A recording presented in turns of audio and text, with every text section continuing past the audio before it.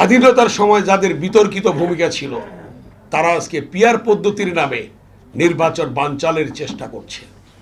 কিন্তু নির্বাচন বানচাল করা যাবে না। নির্বাচন বাংলাদেশে হবে। অন্তর্বর্তীকালীন সরকারের প্রধান উপদেষ্টা তিনি ঘোষণা করেছেন ২৬ সালের ফেব্রুয়ারির প্রথমার্ধে নির্বাচন হবে। এই নির্বাচন ইনশাল্লাহ হবে এবং এই নির্বাচনে বাংলাদেশে এসে বিএনপির ভারপ্রাপ্ত চেয়ারম্যান তারেক রহমান এই নির্বাচনে অংশগ্রহণ করবেন এবং নির্বাচনের প্রচারণায় তিনি থাকবেন বাংলাদেশে ইনশাআল্লাহ। আপনারা দেখবেন যে তারেক রহমান যে কথাগুলি বলেছিল সেই কথাগুলি সত্য হয়েছিল। যেমন দুই একটা এক্সাম্পল দেব আমি।